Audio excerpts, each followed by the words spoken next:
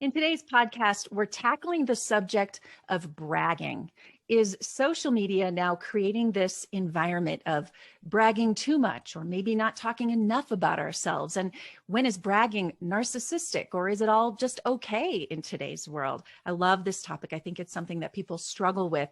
And I'm joined by Marta Spirk. She's an empowerment coach and marketing strategist and a good friend of mine. Marta, good to see you. Good to see you too. So excited to chat. Well, I've been excited to have you on the podcast, and we're going to talk about your podcast a little bit later. But this topic on bragging, it makes me think of being young. And I remember my dad telling me it's always better if things that are good about you come from other people, not from you. And that settled with me at an early age, that we don't want to talk about ourselves in a boastful way. Right. But yet social media has really changed that. Do you agree? Yes, I agree 100%. I think the whole perception of bragging, or even the connotation of the word, has changed, which usually happens with words anyways throughout time. And I think social media has highly contributed to that in both a good and a bad way. We'll talk about it. Well, maybe we should call it something different. Maybe the word boasting or bragging, those words are negative. What should we call it? And when do you think it's okay? Well, I think we can call it whatever we want, as long as we are able to express what we mean by that. Because even with me talking about empowerment, at times that word gets associated with like feminist movement or anti-men and things like that, especially if you talk about women empowerment. And I always make it a point to stress that that is not what I want to convey with my message. So I think bragging in itself is not a bad word. It's just the weight and the meaning that we assign to it. And even with my own content, I use the word bragging. And I associate that with self-love and with self-acceptance and really empowering yourself and self-empowerment. So I think everyone is free to use the word bragging. I don't think that it's a bad thing. And again, it's how you see it and how you're using it too. You know, it's interesting because I talk a lot about family issues on this podcast. It means a lot to me with 3 kids at different levels of life. I have one in college, one in high school, and one in elementary school. And I think especially in those middle school years, you know, those really, you could call them awkward years. Yeah. You could call it that who am I phase of life. Right. And one thing that I've always encouraged my kids to do, and I remember walking into my teenage daughter's room, and on her mirror, she had taken an Expo pen that wipes off, and she had written all kinds of things all over this mirror that were positive about herself.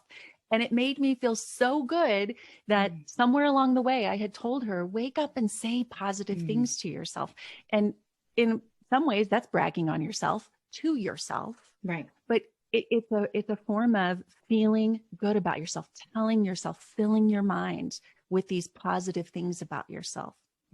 Yes. And I think you brought in an amazing idea to the whole conversation, is that if you're not doing that in private with yourself, then I think you are misusing the public bragging, because you're looking to get that recognition and that validation from others.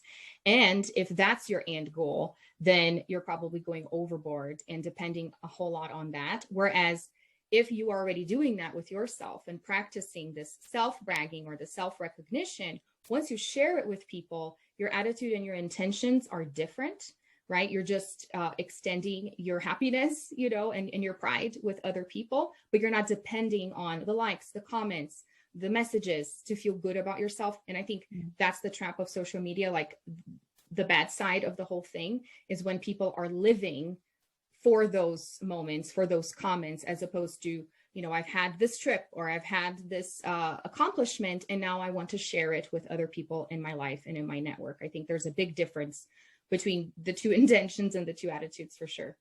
Well, I think it's important, as you said, that we do separate those things. So first of all, we are practicing self-love. We are practicing, take that expo marker, get the sticky notes, whatever those things are, write the positive things that you see in yourself so that you truly believe those things. I was reading in preparation for this podcast a couple of psychology articles, and boy, I found so much good information in people who have that self-love, have more confidence and more success.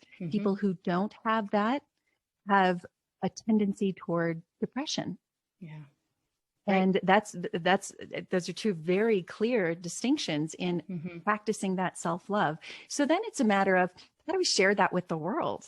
How do we effectively share that with the world without people saying, oh, she's bragging, or what a narcissist, or anything like that? What would your tips be on that? Sharing that with the world? Maybe it's social media. Maybe it's at work in a meeting. Maybe it's on the phone with your friend. How do you share that with other people so that they know what you're capable of, or who you are, what you believe in yourself? Right. I believe it's always important to preface, with your intention, and make sure as well with your own intention inside of yourself that you're not deceiving yourself by sharing something that you're expecting to feel more loved because you're sharing that. And it's just maybe as an inspiration. I think a lot of us being open about our accomplishments is giving people the motivation of, if I'm doing it, so can you, which you can't control people's reaction. And some people may see you sharing as, what are you trying to get at? That you're the only one that can do this, right? And so the more open you are about, why you are sharing these things and how you hope to inspire and motivate, I think those subtleties can be super powerful to help people see that you're doing is to inspire. And because it's all about gratitude, I think there is a huge piece that is attached, in my opinion, to bragging and to self-love. For gratitude for yourself and for the things in your life. And when we talk about the importance of gratitude, I think everyone is accustomed now and used to hearing about, gratitude journal, think about the things that you're grateful for. But usually you are grateful for people, for things. You're not really grateful for yourself.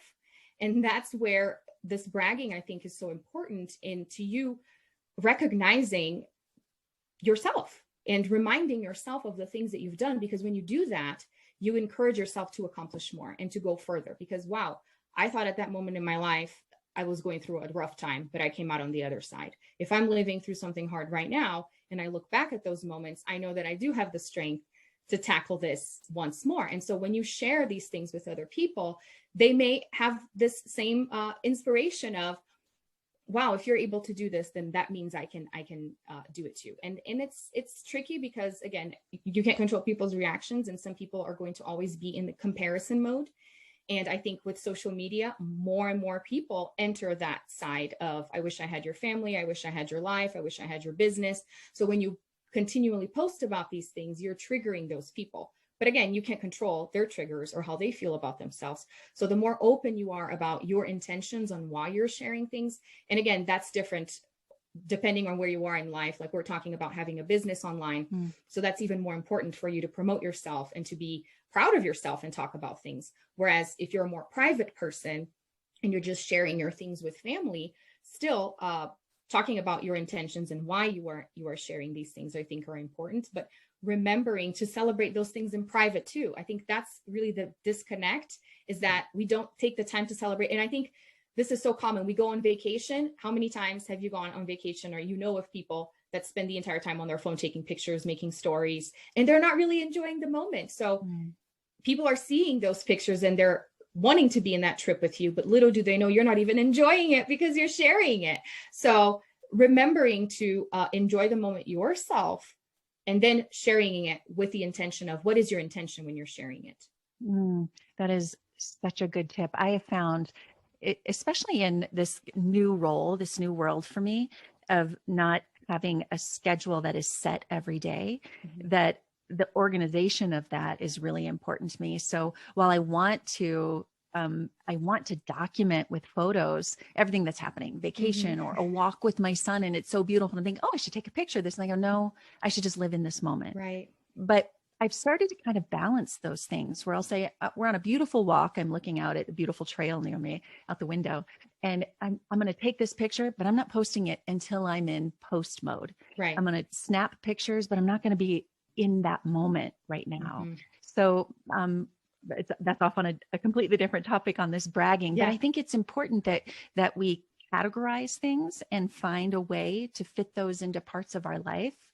And I love this notion. I just love the idea of first self-love, and change the word. I think the generation before us saw it as bragging. Yes. But in today's generation, in today's world, it is self-love. Yeah. But also it's a way of you have to be able to back it up. And that's one thing I have found a difference in bragging versus people that we know who they might say something important about themselves, but they back it up. They Right. have the background, or Mm-hmm. they have something that is, well, they are that, and I believe that, and I like them, Right. versus someone who is amplifying or trying to make themselves bigger than they might be. Exactly. No, and I love that idea of backing it up. And that's why I believe like the intention or even giving it some context. And I think that goes with time as you're doing it. And because I'm used to sharing things because of business, I think the background is a little bit different. But when you add a story to your accomplishment, it makes it that much more relevant to say, I've been waiting for this for 10 years, and you tell a story. Mm. That makes it so much more special than just saying, hey, I was featured here, or hey, I just did this, or, because people only see the highlight reel. That's all they see. And that's why we can get into those traps of the comparison of, people perceiving us as being narcissistic, or, all those negative words. Whereas if you're like, you have no idea what I have done to be able to come here, to get to this point. Let me share with you. And this is what I love about, mentors and people that I admire, is when they're able to talk about the not so great stuff at the same time too. So if you're worried about being too braggy, balance that out with talk about some of the struggles too. I don't wake up full on makeup and the house is 100% clean. Things are not always in place. And the thing about humans is that we don't like perfect people. We all want to be perfect, but we don't like perfect people. We're always looking for flaws. So if you are able to call out your flaws before somebody does, you're ahead of the game in so many ways, because they're already looking for it. So if you call it out and address the elephant in the room beforehand, just watch, people are going to be drawn to you so much more. It makes it human.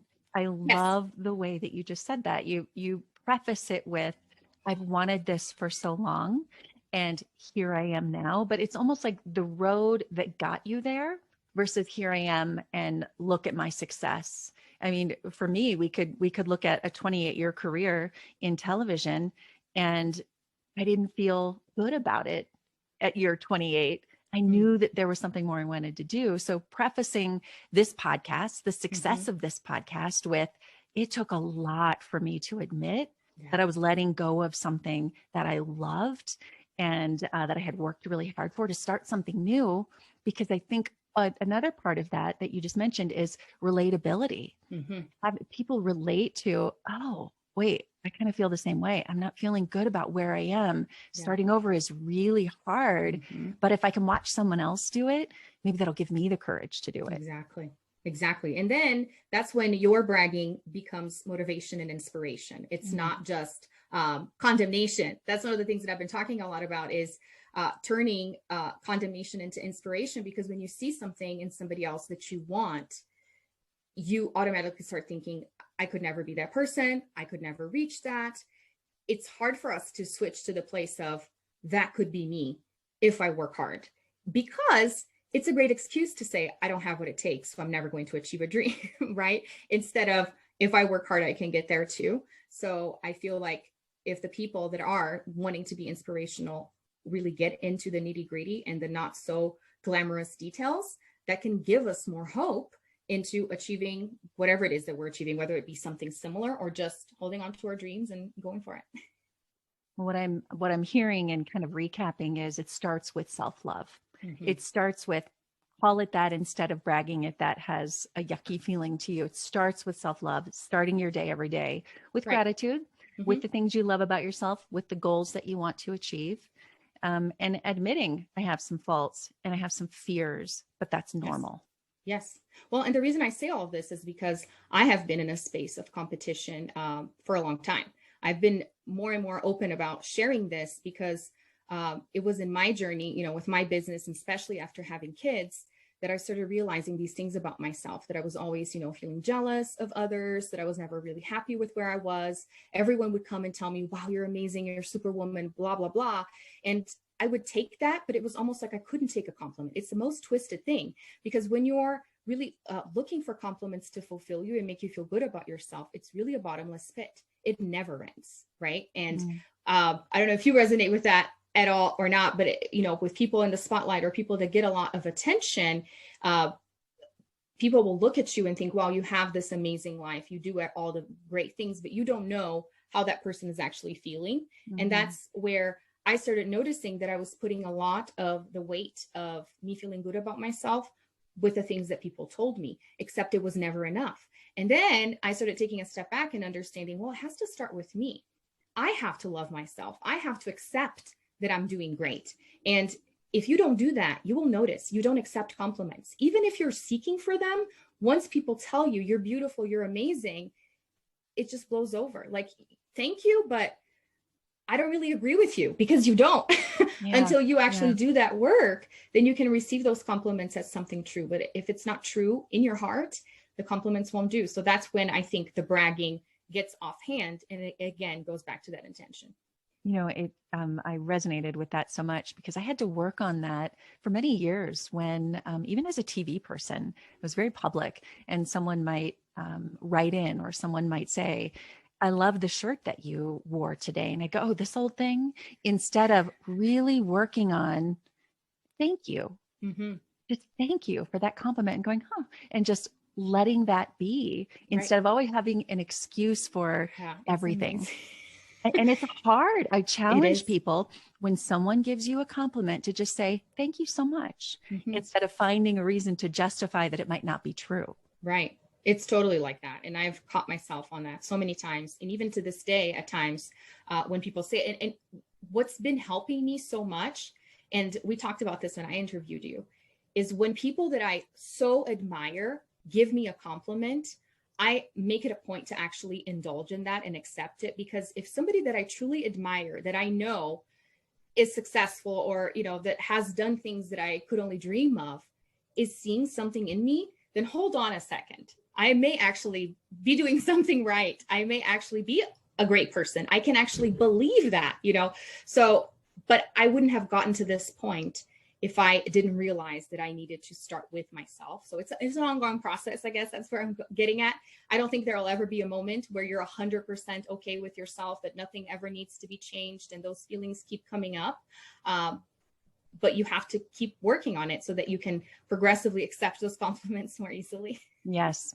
Well, I didn't say this at the beginning of the podcast. I should have, but you have started your own business. You're an empowerment coach. You are a mom of triplets, who I could hear in the background a moment ago. And are they 4 or are they 5? 5. They're 5. A mom of triplets of 5. So my compliment for you today is, you are amazing. And I am inspired by how much you do, and that you're a great mom, and a great businesswoman as well. Thank you. So indulge in that, please. I will. I have 2 questions that I ask of all of my guests, and I find them important because we can learn from each other, as you just said a moment ago. And someone who is a mom of triplets, starting her own business, growing that business in an amazing way. I know that productivity is important. So I like to ask people, what is your favorite productivity tool? It can be anything. It doesn't have to be technology, but a system or something that you do that helps you with productivity. So I think the biggest thing for me has been planning my week. So I already have my schedule, the things that I have. I make it a point on Sundays to write everything down. I have it on my phone, but I write everything down on paper, just to get my brain into the habit of, I'm meeting with these people. This is what I got going on throughout the week. And the day before, I like to look and see, okay, what I'm supposed to do tomorrow, what is going on, and have a clear list of tasks, like the non-negotiables. These are the things that I need to get accomplished. Because we were just talking about a moment ago, for me, it feels like I've never done enough. And sometimes when I'm done, allegedly, I'm thinking, but there must be something else I can do. It's hard for me to just be like, nope, down, laptop is off, computer's off, and gonna go off and enjoy, the day with the family. So having the clear goals for that specific day, things that I need to get done that day, is super helpful for me, because I tend to go overboard and put more things on my plate. Yes. So those are the things that are helpful. I like writing it down, even though I like digital. I like pairing that with physical things too, just to make sure my brain has a solid grasp on what's coming up. And at the beginning of the week. I love that. It kind of sets you up for success all week. And then my second question is, what is your purpose, and when did you discover it? I love this question. So I grew up in church. My mom is a pastor. the reason why I'm here today in the United States is because of her connecting with American ministers. And I built, actually, before my business and before the kids, a business and a career of 20 years as a translator and interpreter. And I remember the first time we actually came to a conference in the US, and that's how I met my husband, was in church in Tulsa, Oklahoma. And I remember they had me come up on stage to testify and say how I was able to be there. And I was 14 years old, and I found myself on this huge pulpit platform stage of sorts. You know, it was a big church. And here I was, a 14-year-old girl from Brazil who spoke pretty good English, and just went up there and said that I could have saved up money to go to Disney, but instead I saved up money from teaching English, because that's what I had started doing at the time, to be able to buy a plane ticket to come to a conference in church. And standing up there and being able to hold my own at such a young age in a church in the United States, I didn't see the full glimpse, but now looking back, it was just this beginning of, I'm meant to be in front of people. I'm meant to speak. I'm meant to motivate. I'm meant to wow them with who I am, because of, you know, all the underlying details of who I am as a person. And it's what I've been doing right now. And you've done a fabulous job with it. You've empowered so many people to pursue their dreams, to not be afraid, to brag in a self-love way. Yes. And I love that. And I'm just very thankful for you. So thanks for coming on the podcast. Thank you. Thankful for you too. I'm so glad to be here. All right.